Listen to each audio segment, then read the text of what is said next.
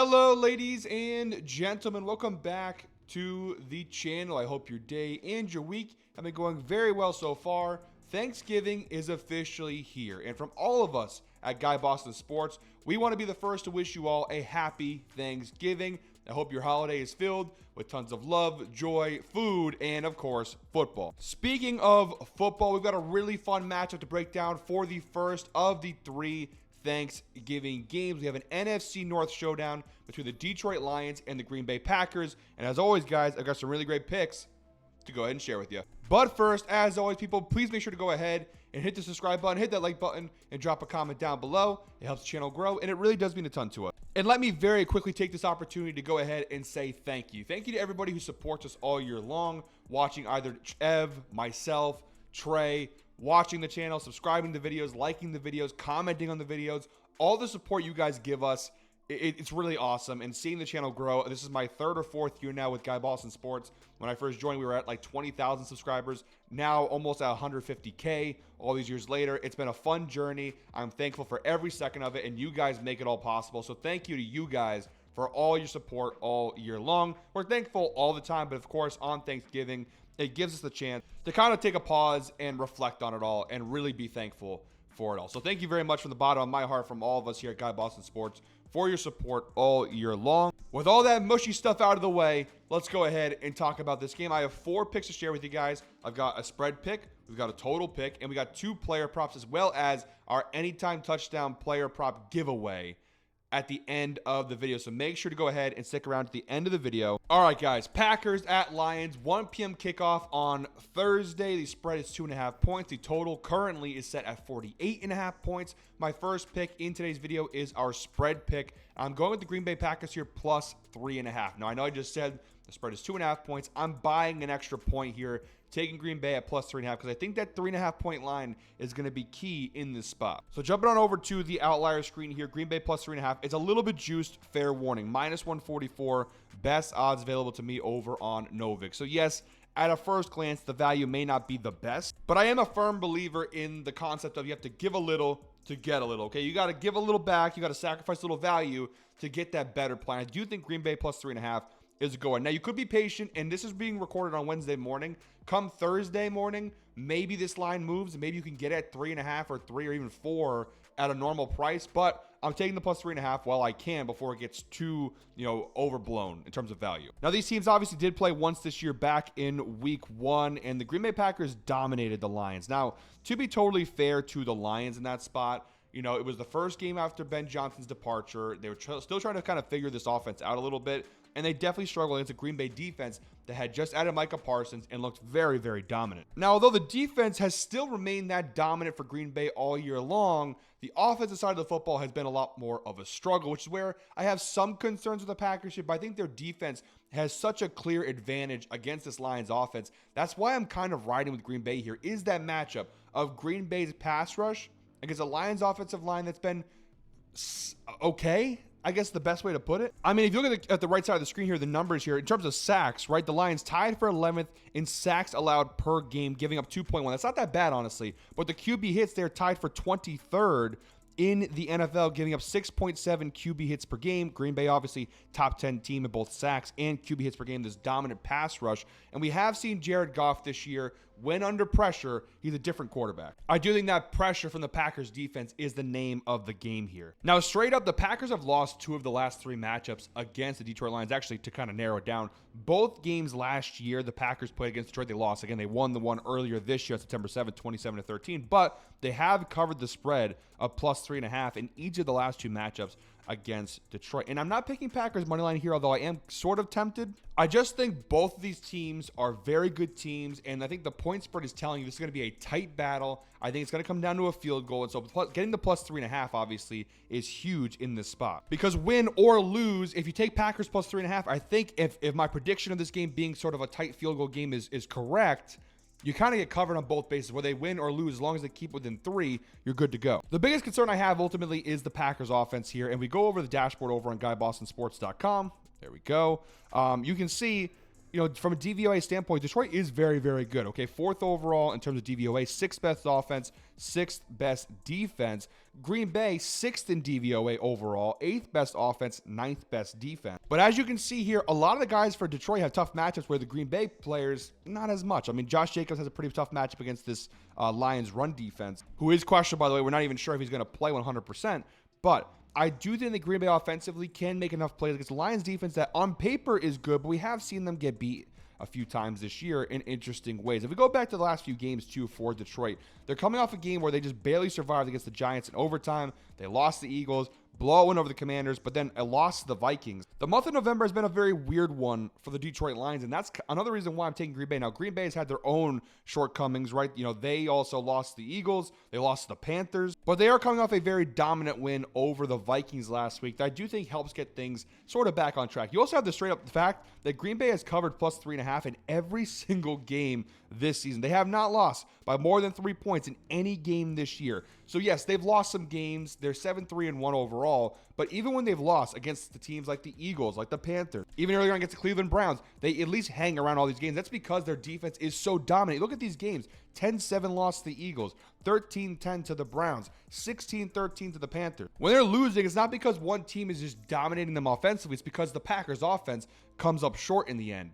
But in all of those spots, the defense is able to keep the other opposing team low enough in scoring to keep it respectable. Overall, they're 40% against the spread, which isn't great, but again, at plus 3.5, it looks pretty good. Detroit, meanwhile, minus 3.5, they've cashed that in 64% of the games this year, but you have seen versus the Eagles, versus the Vikings, versus the Chiefs, versus the Packers, again, that week 1 game. Some of these tougher matchups, they haven't exactly covered that, even if some of them they have won those games, right? The only one where it's like, all right, that was a game they probably should have won and they lost was the Vikings one, right? The Vikings game, they probably shouldn't beat that Minnesota team with J.J. McCarthy. But Eagles, Chiefs, Packers, all very good teams, or at least good teams.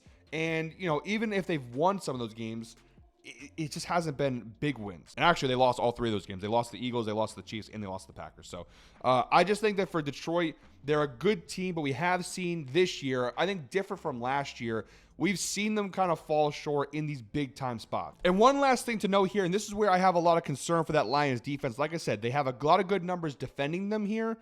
Their red zone efficiency, though, 25th red zone defense in terms of efficiency.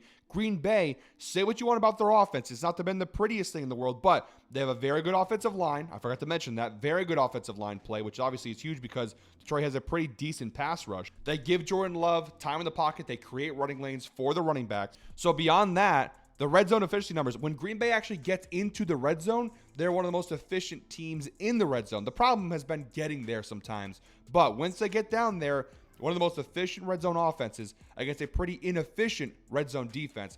A couple good matchups. Again, the trenches are going to be key in this one. That Green Bay pass rush against Detroit's offensive line, and then Detroit's defensive line against Green Bay's offensive line. And I think Green Bay, in both of those scenarios, win both those matches. I think Green Bay's defensive line will best Detroit's offensive line.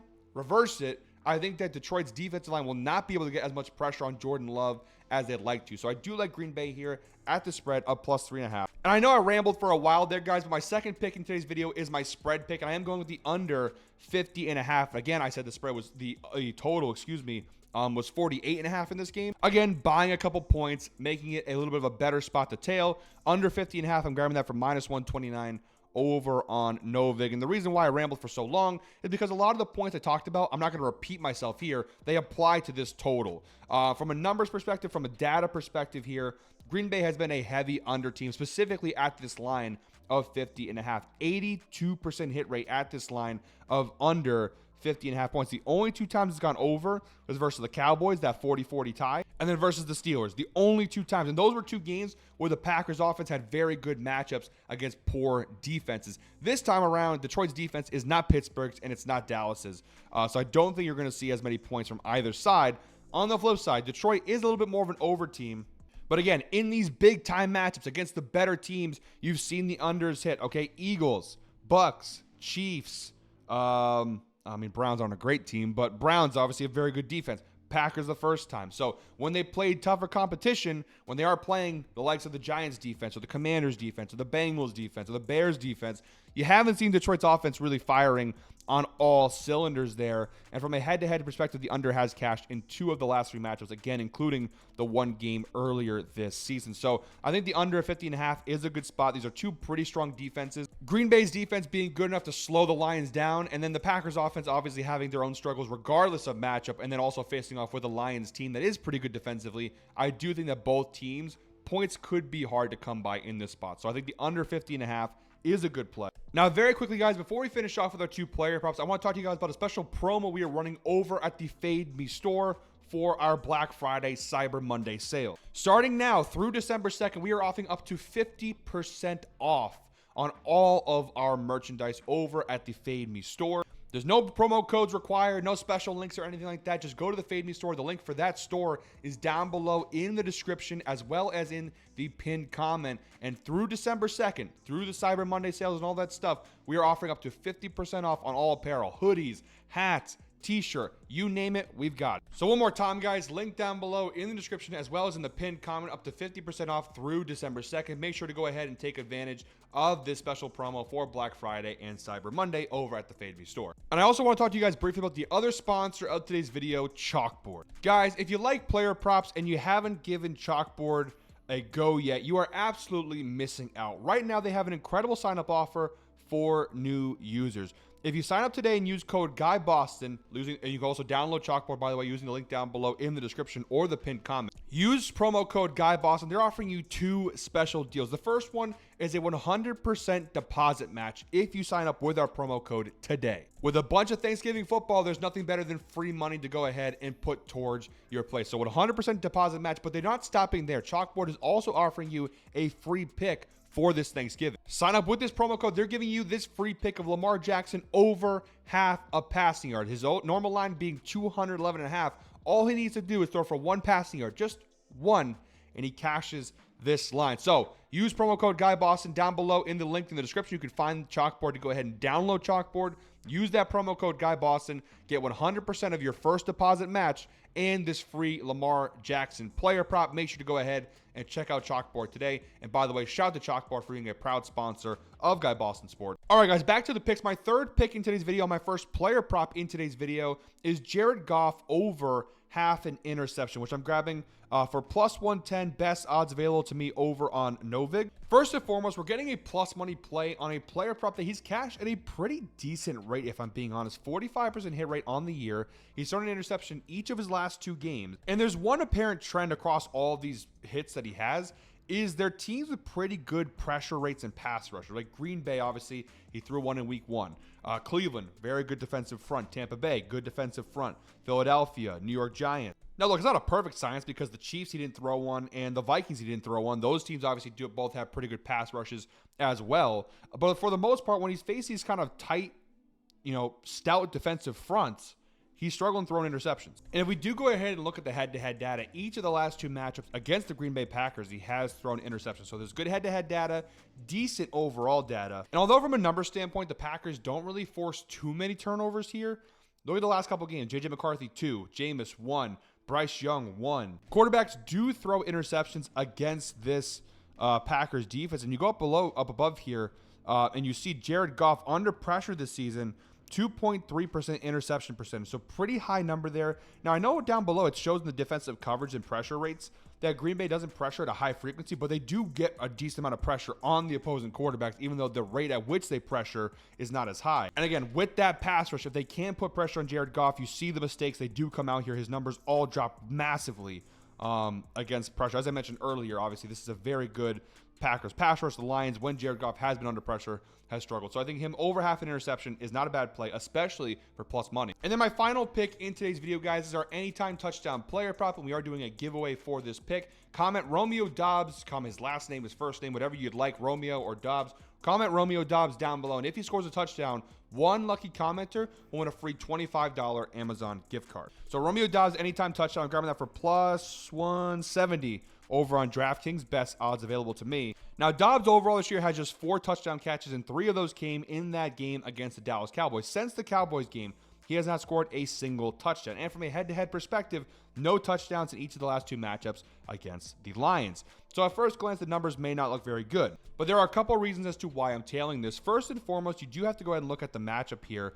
And the Detroit Lions overall 17th in the NFL, giving up 2.6 touchdowns per game to opposing teams. If we narrow it down to the wide receiver position, they are 30th, bottom 3. That's the 3rd worst defense in the NFL in terms of touchdowns given up to wide receivers per game. They're giving up 1.4 touchdowns per game to opposing wide receivers. So you do have a good matchup in the sense it's a defense that does allow a decent amount of work against wide receivers in the red zone, in the end zone. If a wide receiver is going to score a touchdown in this game, it's going to be Romeo Doubs. He's far and away the biggest targeted receiver in this Packers offense. 67 targets, that's a 21.4% target share.